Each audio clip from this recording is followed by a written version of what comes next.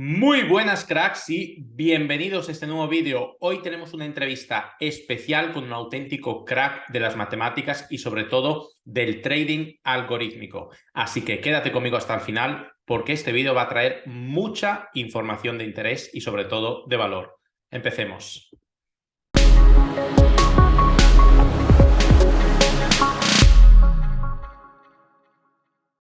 Muy bien, pues aquí estamos con Roger Trading. Bueno, bienvenido a este canal, es un honor tenerte aquí hoy, así que muchas gracias. Muchísimas gracias a ti por la invitación. Bueno, pues Roger, ¿por qué no empecemos hablando un poquito de ti? Se te ve joven, pero a la vez experto, con mucho conocimiento. Cuéntanos un poco qué has hecho cuando empezaste en el mundo del trading, de las cripto, un poco tu historia. Vale, yo ahora mismo soy un estudiante de tercer año de un doble grado en matemáticas e ingeniería informática y además también estoy como blockchain developer y data scientist en Unlocked, que es un protocolo descentralizado de NFT lending. Y luego también soy portfolio manager y quantitative analyst en Turing Capital, que es un fondo de inversión institucional. Y luego, por mi parte, pues empecé en la inversión cuando tenía a leer y a informarme sobre el tema, pues 9, 10 años, pero evidentemente ahí no entendí demasiado. Y no fue ya hasta los 14, 15 que ya me puse mucho más en serio y ya tenía mejores conocimientos de programación, donde ya me puse pues mucho más en serio y con el trading algorítmico y tal, y ahí es donde, bueno, donde estoy continuando el camino ahora. Porque es algo muy normal, ¿no? Al final, las personas normalmente de 9, 10 años, lo primero que hacen es ponerse a investigar en los mercados financieros. Es un clásico. Eso yo creo que es el 99% de los niños a los 9 años están ahí. ¿Cómo Bueno, es? a ver, yo al final también, o sea, tengo un padre que se ha dedicado toda la vida a este sector, que es muy bueno, que ha hecho diferentes másters en todo esto y fue él realmente el que me introdujo. Evidentemente, yo con 9 años no entendía lo que era la bolsa, no entendía lo que era nada.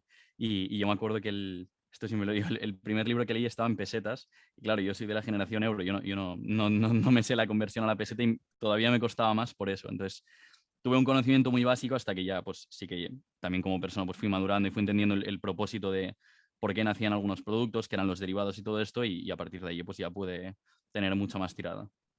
Fantástico, increíble. La importancia que tienen también a veces los padres, ¿no? En nuestra vida, que desde pequeños ya nos ayudan y nos dan esas pistas que potencian también el talento de cada persona. En tu caso, un talento que está clarísimo. Y una pregunta te quería hacer. El tema del trading algorítmico al final, ¿no? Que tú ahora estás más centrado en ese tipo de trading. Es un trading, cuando las personas normalmente oyen hablar de trading algorítmico, pues les suena como a chino, ¿no? Les suena a bots, a cosas. ¿Realmente cómo funciona? Y también me gustaría saber si es accesible para personas normales, para personas que a lo mejor no tengan conocimientos matemáticos muy profundos o con estudios sobre eso. Sí, a ver, al final el trading algorítmico no es nada más que coger una estrategia de trading o de inversión que normalmente sería de forma manual y automatizarla con cualquier lenguaje de programación y tenerla en un servidor corriendo. O sea, no es nada así súper fancy, ¿no? El concepto. Sin embargo, sí que la implementación pues, puede ser más compleja. ¿Qué pasa?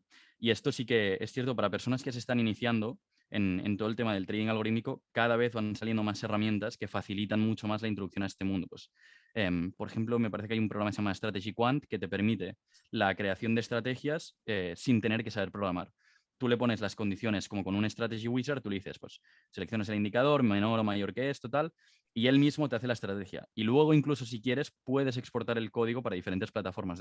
Y de esa forma puedes aprender mucho más, ¿no? Desde cero, simplemente entendiendo el concepto de lo que estás haciendo y luego ya vas a toda la parte de código. Porque yo creo que la barrera más grande de entrada que puede haber es saber programar. Si alguien viene un background que pues, no tiene ni idea de programación, de computer science y tal, es mucho más difícil acceder precisamente por esto. Y tú puedes, por ejemplo, o sea, tú exportas ese código, tú podrías, por ejemplo, digamos, crear un bot, me invento, donde tú le estás dando unas instrucciones, le dices claramente cuándo él tiene que comprar o vender de acuerdo con algunos indicadores que tú le introduces. Y este bot tú lo puedes, por ejemplo, conectar con una plataforma o lo puedes conectar, yo qué sé, estoy inventando, con un exchange para que él automáticamente opere por ti. ¿Lo puedes hacer tú manualmente o hay un programa que te permita automatizar ese proceso? Sí, a ver, a la gente al final, yo no sé por qué, pero le gusta como mucho la palabra bot. Al final es un script, un programa que corre en un proceso de un servidor y ya está, ¿no? Pero sí, tú al final, pues lo que haces es, dependiendo de cómo te quieras conectar, hay, por ejemplo, plataformas que te permiten tener un IDE integrado, que quiere decir que programas dentro de la plataforma, y hay otras que tienen tanto APIs como WebSockets, que son diferentes servicios para conectarte con la plataforma que te permiten tanto leer datos como escribir datos. ¿Qué quiere decir escribir datos? Pues, por ejemplo, mandar órdenes. Entonces, tú lo que puedes hacer es suscribirte a procesos, por ejemplo, a través de los WebSockets y le dices, pues oye, cada vez que haya un cambio en el TIC, tú me avisas y me pasas la información que tengas, yo proceso esos datos, saco la información que a mí me sea relevante y en función de eso, pues tengo un bucle y tengo unos condicionales y digo, si se dan las condiciones de entrada, compro, si no vendo y si no, pues hago todo lo Claro. demás del código que tú le digas. O sea, al final es un programa de ordenador adaptado a eh, hacer trading.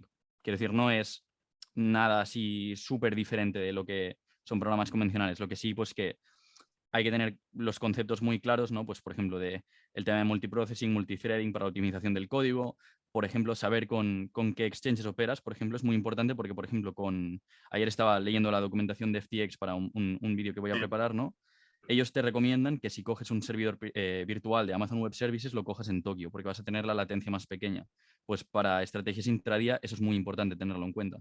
Em, Luego, si el objetivo de una persona es testear estrategias, hay 1000 herramientas que te permiten hacerlo de forma sin saber programar y sin tener que tocar ni una línea de código. Ahora, si ya queremos empezar a implementar estrategias más complejas, pues por ejemplo que involucren, yo sé, el footprint, el order flow, Sí. que tengan en cuenta volumes profiles, que tengan en cuenta cosas de volatilidad, todo esto, ahí ya sí que saber programar es prácticamente indispensable Indispensable, sí. porque eres tú el que le dice al código lo que quieres que haga. Sí, totalmente. Yo creo que, como bien dices tú, esta palabra, ¿no? De bot, yo creo que vende mucho. Y muchas veces la gente se cree que es un robot, o sea, que es un robot y le gusta. Yo creo que las dos palabras que más se escuchan ahora mismo son esta de bot y luego otra. Me gustaría tener tu opinión sobre esta. Yo tengo la mía personal, pero me la guardo. Sobre este mundo, por ejemplo, del copy trading, donde la gente copia simplemente el trading de otras personas. ¿Qué opinas tú de estas estrategias de copiar a otros, de las que yo personalmente no soy muy partidario? ¿Y qué opinas de este tipo de trading? ¿Tú crees que a largo plazo es rentable, que no lo es? A ver, todo va a depender, evidentemente, pues de a quién copias. Creo que eso es como lo más Sí, importante, ¿no? El problema es que muchas veces es muy difícil coger datos relevantes de la estrategia que estás copiando. Por ejemplo, sí que me consta que hay plataformas buenas, como por ejemplo Darwinex, donde sí que hay diferentes inversores que a lo largo del tiempo y durante varios periodos tienen un track record de años que demuestran ser rentables con un riesgo ajustado, drawdowns mínimos, buenos ratios de Sharps y tal. Pero luego la gran mayoría que invierta en un bot de trading probablemente no lo hará bien y acabará perdiendo parte o todo su dinero. Entonces, es muy importante tener un buen conocimiento a nivel de estrategias de trading para poder evaluar si en lo que vas a invertir es una buena idea o no. Aquí, como siempre, cuanto más conocimiento tienes sobre algún tema, más ventaja y mejores decisiones puedes tomar. y a nivel de track record, lo que decías tú, ¿cuál crees que es un tiempo mínimo más o menos objetivo para decir, esta persona ha sido rentable durante este tiempo? Pues creo que tiene un récord interesante. ¿Cuál crees que es la temporalidad adecuada? Claro, esta pregunta es un poco trampa, entre comillas, ¿no? Porque, claro, ¿qué periodo de track record pides? Pues no puedes pedir, por ejemplo, el mínimo para un activo que tenga, como el Standard Poor's 500, Claro, muchísimos años de histórico que para Bitcoin, por ejemplo, o para criptos más nuevas. Y incluso lo que comentábamos antes, también se puede pedir que se usen técnicas más avanzadas, como modelizar el mercado con Geometric Brownian Motion, extrapolar los datos, usar modelos de MLE para como modelizar diferentes mercados con las mismas condiciones y hacer backtest ahí. O sea, va a depender muchísimo, porque si uno empieza a buscar sobre un histórico, se puede conseguir y se puede sobreoptimizar una estrategia al máximo. O sea, si tú me das un histórico y me dices, mira, quiero una estrategia de cruce de medias, te la puedo optimizar para que en ese histórico te dé un radio de Sharp, el que quieras prácticamente. Entonces, es muy importante también saber la metodología que se hace en el backtest precisamente para poder ser capaz de evaluar esto. Y hay investigadores, precisamente españoles, muy reputados, ¿no? que utilizando métodos de unsupervised learning y demás temas de inteligencia artificial, tienen herramientas para evaluar qué tan bueno es un backtest y si realmente se ha hecho bien o no. Está muy bien eso. Sí, sí, muy, muy, muy interesante. Y Roger, hablando, siguiendo con el tema de trading, me gustaría comentar contigo el famoso tema de los indicadores, de la posible objetividad o subjetividad de los indicadores. Ah, evidentemente hay indicadores que son mucho más subjetivos que otros. Hay indicadores que utiliza mucha gente o que son indicadores que se utilizan desde hace mucho tiempo, y hay otros nuevos que lo que intentan es mezclar varios de estos indicadores para buscar mejoras. A mí en concreto, por ejemplo, me gusta muchísimo todo lo que esté relacionado con las divergencias de mercado, ¿no? Al final, esas indicaciones que básicamente te dicen que el comandante va por un lado y que los soldados van por otra. Y tú dices, no sé si al final habrá motín o no, porque a veces se adelantan mucho, pero te está diciendo que hay algo que no va bien, ¿no? ¿Qué opinas tú en general de los indicadores? ¿Qué opinas de las divergencias? Y si hay algún indicador que tú crees que es más objetivo que otro. Sí, a ver, en primer lugar, por ejemplo, con lo que comentabas, ¿no? del comandante y los soldados, que ahora no sé si lo recuerdo bien, pero era una analogía, ¿no? que usaban en Leones contra Gacelas, un libro así. Es muy difícil, es prácticamente imposible detectar lo que está haciendo, entre comillas, el comandante o el institucional, porque un institucional cuando invierte en el mercado, por ejemplo, en el mercado de futuros, tú no sabes si, por ejemplo, imagínate, entran, lo invento, 10 millones de euros en compra. Tú no sabes si esos 10 millones son direccionales, son una cobertura, son un cierre de posición, son una estrategia, una multileg, que por ejemplo utilizan derivados sintéticos para cubrir opciones con futuros. Entonces, detectar realmente la direccionalidad es muy, muy difícil. Igual a lo máximo que te puedes acercar con eso, pero esto ya no es un indicador técnico, sino que son cosas más complejas, es con la gama de las opciones y diferentes estudios sobre derivados, ¿no? Pero, por ejemplo, ¿qué opino de los indicadores técnicos? Pues que la gran mayoría, el 99.99%, no van a servir para nada. Porque de una forma muy sencilla, personas como yo que sabemos programar, ya hemos cogido combinaciones súper extensas de todos los indicadores con muchísimos cambios en los parámetros y hemos probado y probado y probado. Y al final sí que es cierto que hay estrategias que salen rentables, pero es precisamente por lo que te decía, porque hay o un overfit en los datos o es un paseo aleatorio que por casualidad ha salido positivo, pero si, por ejemplo, tú coges una estrategia, imagínate que te ha dado rentable, ¿vale? Con un indicador técnico, por ejemplo, el RSI, ¿no? Y tú empiezas a ver, pues puedes plotear mapas 3D o ND, en verdad, con diferentes dimensiones, ¿no? Pero si tú haces un pequeño cambio a un parámetro, cómo varía la rentabilidad de la estrategia. Y en la mayoría de casos, sí que es verdad que hay contadas excepciones donde esto puede no cumplirse el todo, ¿no? Pero en la gran mayoría de casos lo que vas a ver es que hay cambios brutales, lo que quiere decir que a largo plazo esa estrategia no te va a resultar de gran utilidad. Entonces, esto, al final, tú piensas que hay lo que comentamos siempre, ¿no? Que hay equipos de miles de quants brillantes que son PhDs en matemáticas, en estadística, en computer science, que se han dedicado a probarlo todo. Sí, Y si algo tan sencillo fuera rentable, ya estaría lo estarían explotado. haciendo. Claro. Ergo, ya no sería rentable, porque por el non-arbitrage hypothesis, ¿no? Siempre habría alguien que arbitrara esa estrategia y al final tú no podrías sacar el rentabilidad de ella. Y alguien que siempre es más rápido que tú. O sea, siempre hay alguien mejor, más rápido, más preparado, que sabe más y que tiene mejores recursos. Entonces, Totalmente. algo tan sencillo Mm. difícilmente va a funcionar.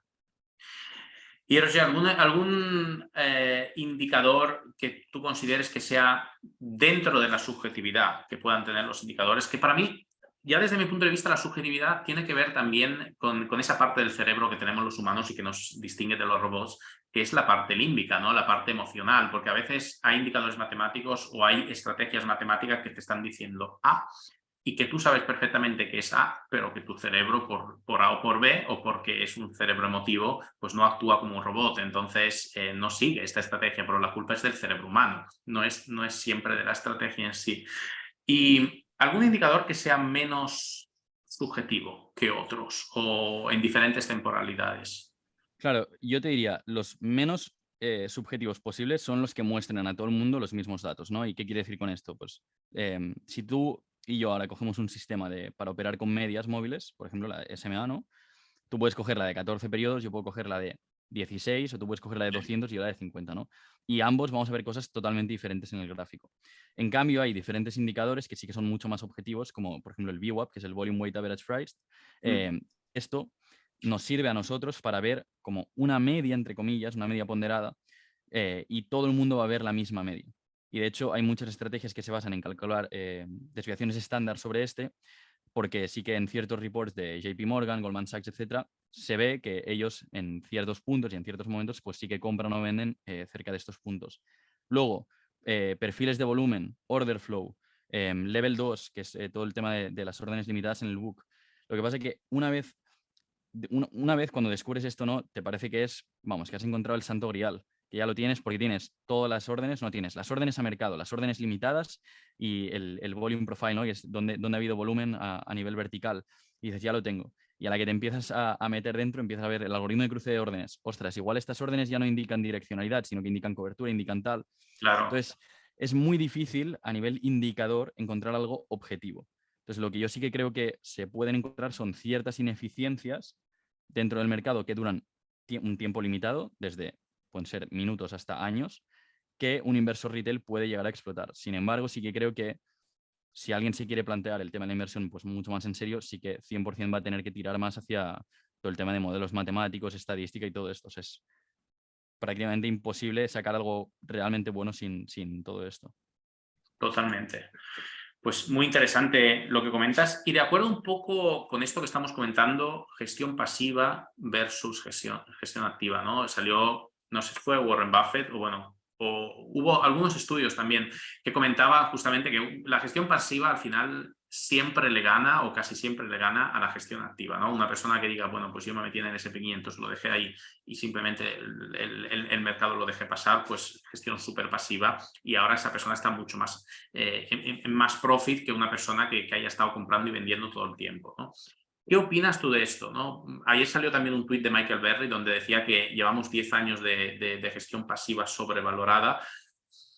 ¿Crees que es verdad esto? ¿O crees que con una gestión activa, bien hecha, matematizada, se pueden conseguir mejores resultados? A ver, evidentemente siempre hay inversores, ¿no? Que consiguen batir al benchmark durante muchísimos años y, pues, por ejemplo, Warren Buffett es uno de ellos, ¿no? Lo que pasa es que la pregunta es cuántos lo van a conseguir, ¿no? Y me parece que, ahora no recuerdo bien los datos y era un estudio bastante antiguo, o sea que probablemente los datos hayan cambiado, pero me parece que era que el 98,5% de los gestores activos a nivel mundial no consiguen batir al benchmark del Standard Poor's 500 a la larga. Entonces, claro, es la historia esta, ¿no? De que creo que era precisamente Warren Buffett que decía, se reunía con un número de gestores, no sé si eran 10 o 100, ¿no? Y decía, voy a dar $1.000.000 al que al cabo de 10 años haya conseguido batir al Standard Poor's 500 y al final nadie lo conseguía. El problema con la gestión pasiva es bastante importante y como siempre son los detalles, ¿no? ¿Puedes hacer un DCA en el Standard Poor's 500? Pues sí, si lo hubieras hecho durante los últimos 10, 20 años habrías ganado un montón. ¿Qué pasa? ¿Y si cambia el contexto de mercado y no tenemos otro bull run, sino que tenemos un mercado lateral? Pues ahí vas a estar 10 años que prácticamente vas a estar flat. En Sí, cambio, una buena estrategia de gestión activa ahí sí que te protegería.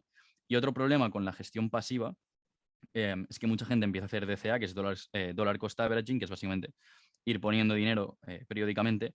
Y, sin embargo, esto te puede funcionar bien en índices, como puede ser el Standard Poor's 500, pero para otros activos, como por ejemplo la gente que hace, entre comillas, DCA en Bitcoin, eso te puede salir bien, pero te puede salir muy mal, por un detalle que es que el Standard Poor's es self-cleansing. Esto quiere decir que es un índice que agrega las 500 compañías, ¿no? De mayor capitalización. Por tanto, si una deja de ser de las 500 de mayor capitalización, entre yo, pasa a salir y sube la siguiente. Por tanto, tú siempre, de forma indirecta, estás invertido en las mejores compañías de Estados Unidos, por decirlo de una forma. En cambio, si tú inviertes en cualquier otra cosa que no sea self-cleansing, como puede ser Bitcoin, o un activo en particular, digo Bitcoin, como puede ser cualquier otra cosa, una acción en particular, tú puedes ir haciendo DCA, que si esa acción luego cae en picado, tú vas a perderlo todo. Da igual que hayas hecho DCA, da igual que hayas comprado claro, claro. Entonces, claro, son estos pequeños detalles los que realmente no son demasiado complejos de mirar, pero sí que marcan la diferencia a nivel retail, ¿no? De decir, pues oye, mira, este pequeño detalle del DCA me lo puedo mirar y puedo investigar. Pues oye, aquí qué pasa, aquí cómo se gestiona tanto. Dentro de cripto, ¿existen índices así? Que evidentemente existen. ¿Cómo puedo invertir en ellos y todo esto? Sí, y aparte ahí entra también un aspecto fundamental, porque al final es como la gente que hacía DCA en Luna, ¿sabes? Decía, yo sigo comprando porque hago DCA al final y cuando caiga un poquito más compraré más, ¿no?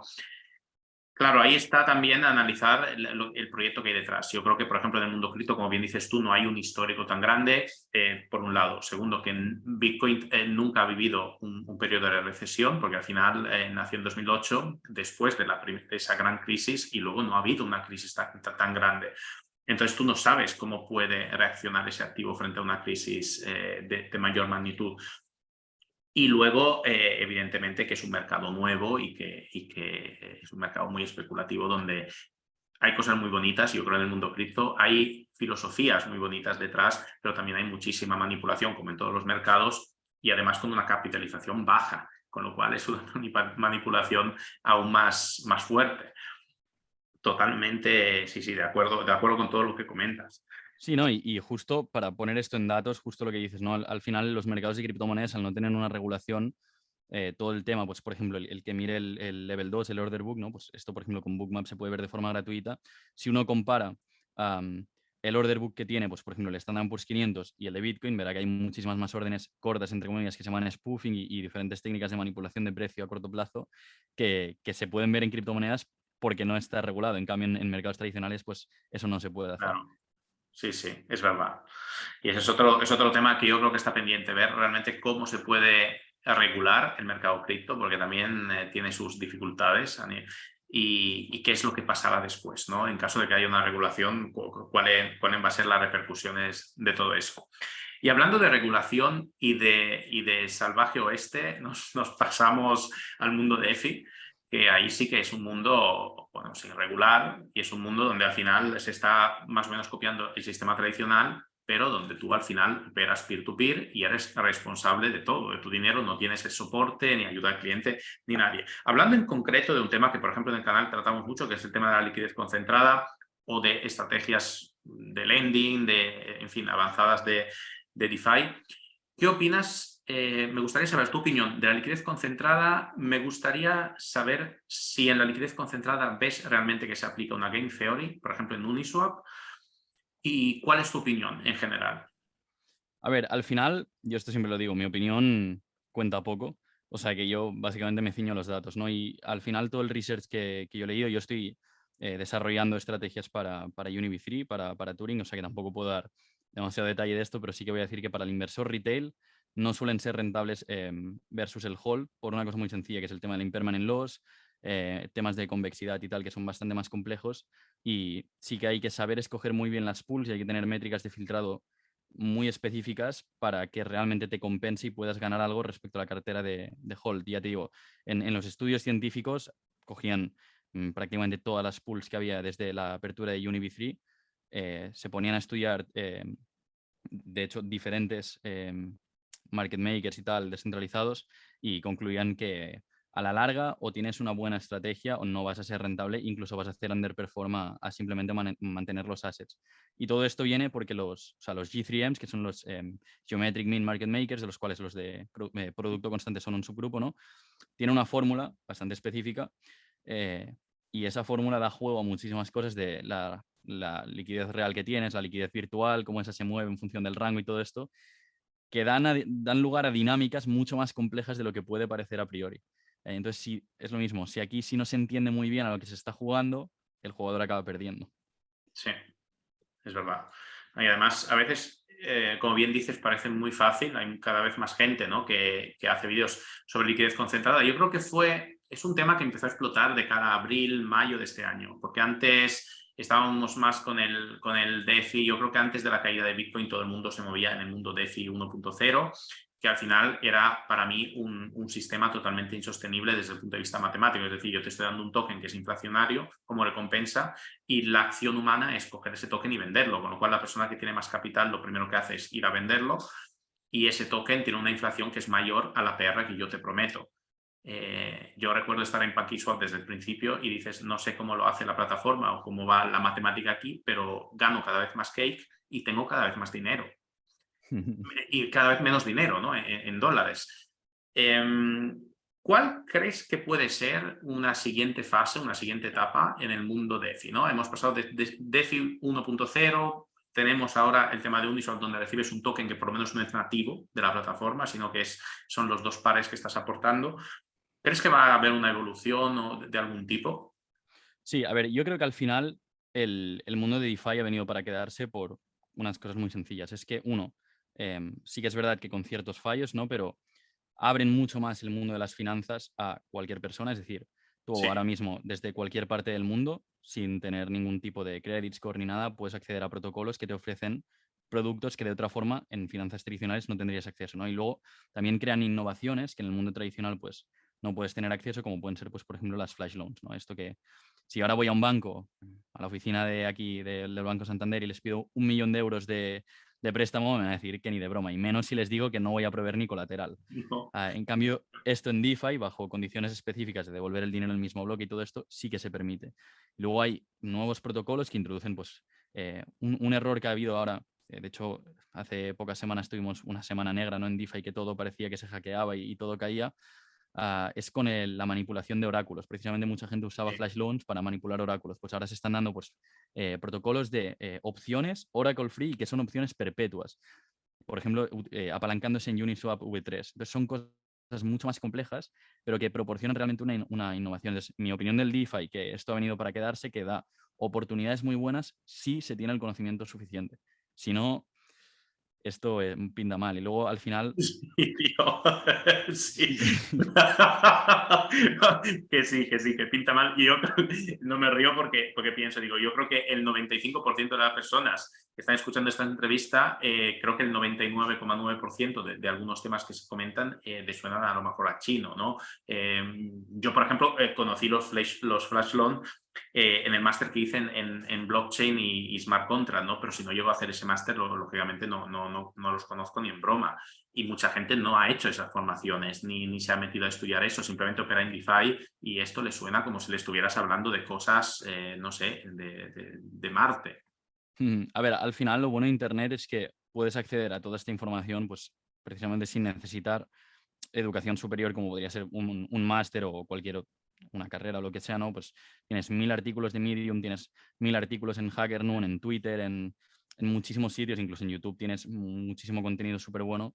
Lo único que es eso, al final, cuanta más gente entre en DeFi, las ineficiencias existentes ahora cada vez van a ir desapareciendo. O sea, yo creo que el momento para entrar en DeFi es ahora, Sí, porque ahora estamos viendo que nacen muchísimos protocolos, estamos viendo que los protocolos más tradicionales, por decirlo así, están introduciendo pues, innovaciones muy buenas, como es esto de la liquidez concentrada. Cada vez más DEXs van a empezar a integrar liquidez concentrada, ya sean tanto de ERC20s como NFTs. Entonces, esto es muy, muy interesante y esto provee de unas dinámicas que precisamente si se saben surfear, por decirlo de una forma, pues dan lugar a oportunidades muy interesantes y esto, la investigación, ya te digo, últimamente que he estado leyendo mucho pues, sobre Uni, los mejores investigadores del mundo, o sea, estamos hablando los PhDs de Oxford, de Princeton, de Harvard, de las mejores universidades del mundo, están enfocadas en desarrollar buenas estrategias para eso. O sea, que claro. imagínate. Y al final hay muchas cosas que el inversor particular no tiene en cuenta o ni tiene acceso. Entonces, es eso. Es muy interesante y el DeFi ha venido para quedarse, pero se va a hacer bien. Si no, es muy probable que se pierda gran parte de la inversión, si no toda. Estoy totalmente de acuerdo contigo al 200%.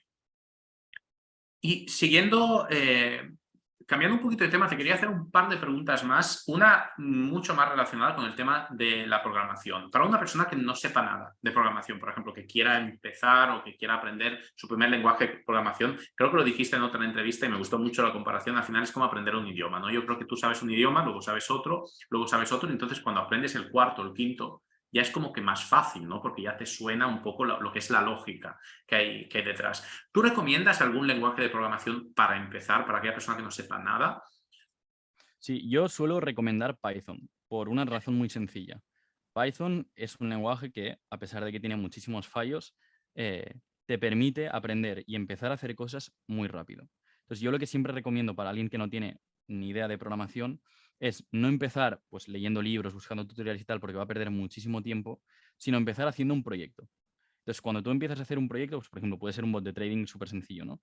¿Qué necesito para un bot de trading? Y ahí es donde te empiezas a plantear, vale, pues por ejemplo, necesito entender qué son bien las variables, los condicionales, los bucles, las APIs, los WebSockets, qué es un Pandas Data Frame, cómo puedo utilizar NumPy. Puedes empezar a hacer preguntas dentro de tu como de ese pequeño framework que tú mismo te montas, ¿no? Y una vez ya conoces eso, pues es como aprender la gramática, la sintaxis de un idioma, y luego cuando quieres migrar a otro, pues simplemente has de ver cómo se hace Claro, eso en otro idioma. Es decir, al final, si tú estás acostumbrado a programar en Python, pues sí que es verdad que si quieres hacer el salto a C, lo único que va a cambiar, pues, por ejemplo, tendrás que tener muchas más cosas en cuenta en tema de memoria, pero la lógica del programa va a ser prácticamente igual. Así que vas a tener que cambiar un par de cosas, pero lo importante es empezar. Y empezar con Python es muy sencillo y por eso yo siempre recomiendo que para alguien que nunca haya programado en su vida, en 3 líneas de código, literalmente pueden tener ya el gráfico de cualquier acción abierta con diferentes librerías. fantástico. Y en cambio, el lenguaje de programación para ti más difícil o más elaborado, o que dices, este es el chino o es el árabe de los lenguajes de programación, ¿cuál sería? Bueno, a ver, hay lenguajes de programación que están diseñados específicamente para ser difíciles. Hay uno que me parece que se llama BrainFuck, que es literalmente un lenguaje para que te colapse el cerebro intentando programar, pero dentro de los lenguajes tradicionales, ¿no? El que se suele considerar, evidentemente, de más alto nivel. Siempre puedes irte pues, a cosas más de assembler y tal, que es más low level, pero un lenguaje de alto nivel, yo diría que C es lo más complejo así, moderno que se use, que puedes llegar a tocar. Pero sí que es verdad que todo el mundo recomienda, yo también, una vez ya sabes programar, mirar C, porque C te da muchísimas herramientas que luego te son muy útiles. Y de hecho, cualquier algoritmo de optimización numérica y tal, y de cálculos matemáticos está hecho en C. De hecho, mucha gente que se queja de Python, porque Python es un lenguaje interpretado, no es compilado, y dicen que eso muchas veces entorpece, ¿no? Y es mucho más lento, que en ciertos puntos es verdad. Sin embargo, las librerías subyacentes, como por ejemplo NumPy, muchos de los componentes que tienen están hechos en C, y por eso están muy, muy, muy optimizados. O sea que C yo diría que es así como algo más complejo, pero sí que es algo interesante a mirar. Y ya si se Ah, quiere ir muy low level, pues temas de assembler o cosas así, que es también divertido, pero depende ya para el uso que le quieras dar. fantástico. Roger, fantástico. Me gustaría hacerte una última pregunta. La verdad es que has dado una información increíble. Cuesta pensar que una persona como tú, tan joven, tenga todo este conocimiento. Yo creo que más de uno, más le gustaría contener solo la mitad. Yo creo que ya estaría contento. Me gustaría hacerte una pregunta típica que, para acabar un poquito esta entrevista, ¿qué opinas un poco de la situación de mercado actual? ¿Qué crees? Bueno, hay mucha gente que habla de 2023 como un año en el que al final esta subida de tipos de interés pues se empezará a notar de verdad, porque siempre tarda un poco, ¿no?, en caer en cascada sobre lo que es el mercado real. ¿Qué opinas? ¿Tú cómo ves 2023? ¿Qué opinas de las criptos en general para los próximos meses? A ver, y yo al final, pues me repito, ¿no? Mi opinión cuenta poco, yo me remito a los datos y los datos que tenemos ahora mismo son muy, muy malos. Yo creo que igual cuando veamos el pivot de la Fed, que la gente se va a intentar animar un poco, lo que puede pasar es que el problema ya no sean los tipos de interés, sino que sea la recesión que se nos viene encima, ¿no? Y luego sí que es verdad que se pueden dar dinámicas de mercado, pues por ejemplo, siempre a final de año se espera, ¿no?, el típico rally de Navidad, que es donde todo el mundo empieza a comprar y eso sube porque la gente compra, básicamente, y porque la gente quiere que suba. Pero a nivel macroeconómico estamos en una situación fatal. Y de hecho, cualquiera que quiera consultarlo puede entrar en el perfil de Instagram de Roy G Trading, que ahí voy compartiendo a diario pues, todos los gráficos. El otro día leía un report de Goldman Sachs, ¿no?, que decían que se están dando las condiciones en conjunto de las peores crisis de la historia. Y sin embargo, los mercados parecen no haberse dado cuenta. O sea, hemos caído, sí, pero no hemos caído demasiado. Y yo, sinceramente, lo veo bastante negro. Creo que todavía faltaría una pata bajista fuerte. Y ahí es cuando, bueno, lo de siempre, cuando la gente empieza a decir que la bolsa ya no sirve para nada, que esto está muerto, que todo eso, ahí es el punto donde uno se empieza a plantear, ¿no?, cuando se puede volver a entrar. Pero Sí. a nivel de contexto de mercado yo lo veo bastante negro. Eso no quiere decir que no hayan estrategias que puedan hacerlo bien en estos contextos de mercado y precisamente en DeFi hay muy buenas opciones para tanto utilizar coberturas como estrategias de yield que te pueden proporcionar una rentabilidad que igual no es astronómica, pero te permite sobrevivir a todas las caídas de mercado y luego recomprar con más capital. O sea que Sí. esto depende mucho también. Yo la verdad es que lo veo bastante como tú. No estoy seguro de, como bien dices, igual yo creo que el mercado ha descontado mucho de la situación actual, o por lo menos el mercado ahora mismo ha estado descontando bastante. Lo que pasa es que yo creo que hay mucha gente que cree, antes has hablado de pivot, que cree que en algún momento la Reserva Federal va a decir, bueno, pues hasta aquí hemos subido los tipos de interés, Y como hemos hecho otros años, otras décadas, o como hicieron, por ejemplo, a mediados de los años 80 con aquella crisis que hubo, pues ahora nos vamos a relajar y los vamos a bajar otra vez y no pasa nada, ¿no? Yo creo que el mercado ha descontado hasta allí. Sin embargo, también creo que no va a ser el caso. Es decir, que si tú realmente quieres bajar esas tasas de inflación tan altas que hay, tú luego esos tipos de interés los tienes que mantener. Una vez que los has subido, los mantienes y no estoy seguro de que tú los puedas subir de un año para otro, sino que igual te esperan unos años de tipo de interés 4 o 5 normalizados y es algo que no sé si el mercado puede, un mercado tan endeudado como el que tenemos ahora, puede aguantar unos tipos de interés tan altos de forma sostenida en el tiempo. Esa es la duda que yo tengo a nivel más de medio plazo, digamos. Mm. Sí, y al final también es importante entender, ¿no? Pues estos días, por ejemplo, hemos visto caídas astronómicas en todas las tecnológicas, hemos visto cómo el mercado está sufriendo un montón. Al final, el contexto de mercado es el que es. Intentar ir en contra, ¿no? Y de repente intentar iniciar ahora un bull run va a ser muy, muy difícil. Que pueden haber rallies alcistas, por supuesto, pero las condiciones macroeconómicas apuntan a que se nos viene una bastante fuerte encima. Y de hecho, nosotros en el canal de YouTube, el primer vídeo que hice, que recuerdo que fue el último día del año anterior, ya comentábamos, ¿no? La inversión de la curva de tipos, que solía pronosticar recesiones, empezar a tomar coberturas y tal. Y entonces, es importante entender en cada momento cuáles son las estrategias, pues por ejemplo, estudiando opciones, cuáles son las mejores estrategias de opciones que se pueden hacer ahora. Y luego yo te quería hacer una pregunta ahora, cambiando de tema también, que antes lo hemos comentado un poco por encima, de todo el tema de la game theory, ¿no? La Sí, teoría de juegos aplicadas a todo el tema blockchain, DeFi y todo esto.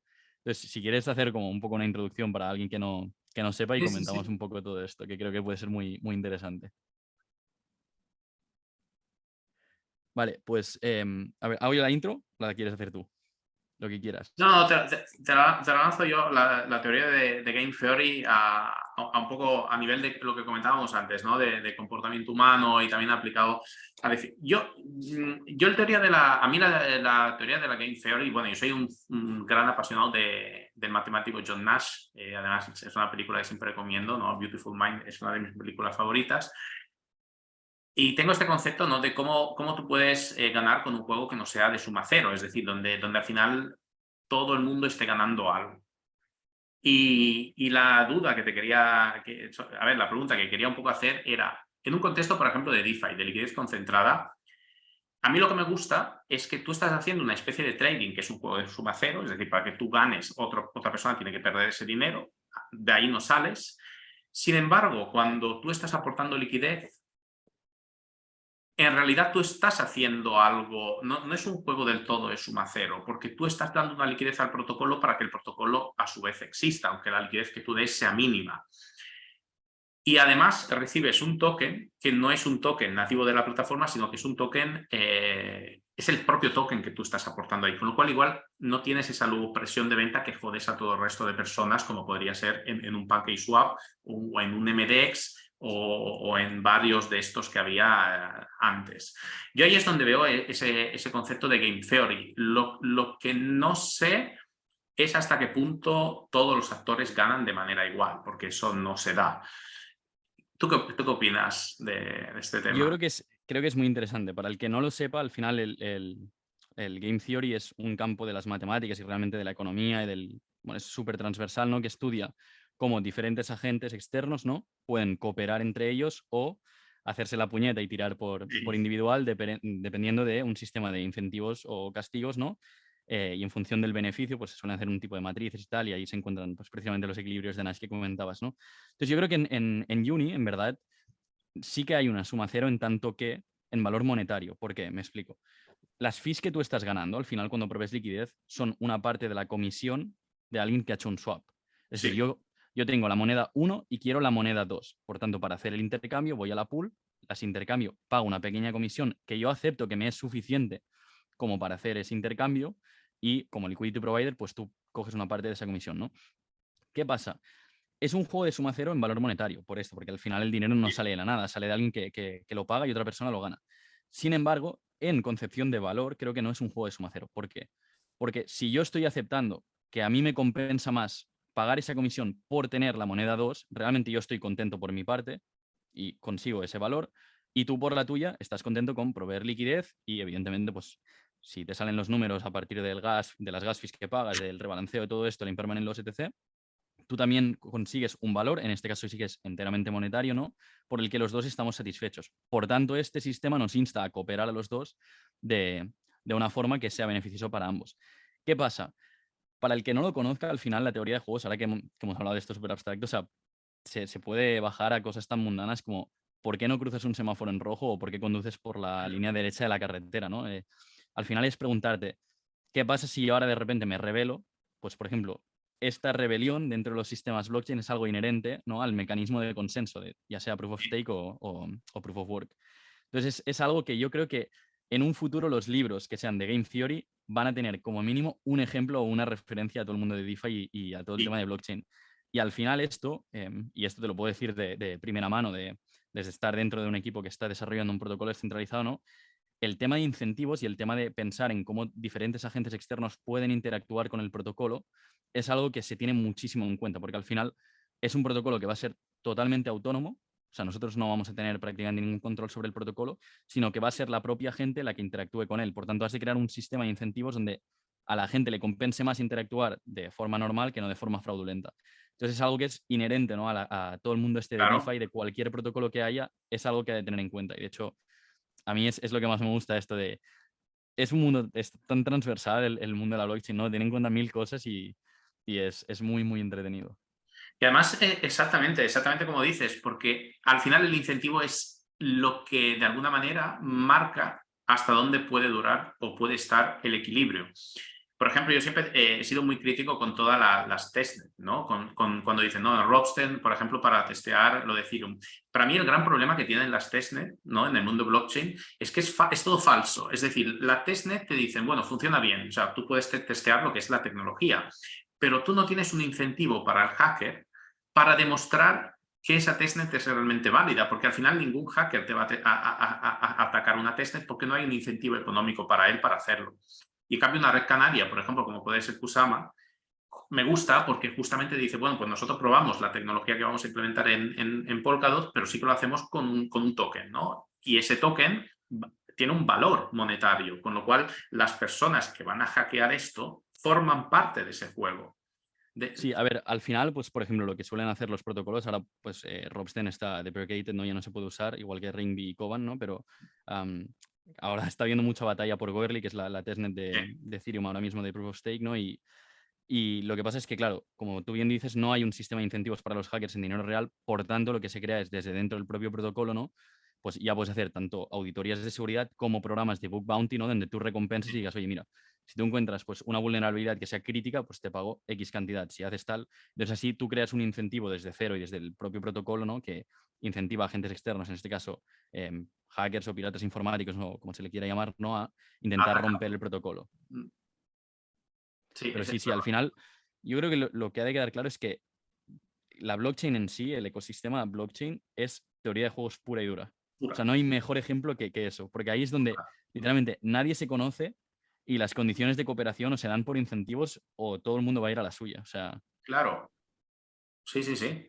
De hecho, yo creo que para entender Bitcoin, y cuando la gente dice, yo no sé nada de cripto, es la primera vez que entro en este mundo y dice, quiero aprender algo sobre Bitcoin, yo creo que lo más importante es primero aprender cómo funciona la teoría de juegos y por qué hay un equilibrio y a veces hay un incentivo a ser honesto, a ser deshonesto, a colaborar o simplemente a no colaborar y tener ese gen egoísta de decir, bueno, pues yo busco solamente el interés personal porque no me interesa hacer el bien del grupo.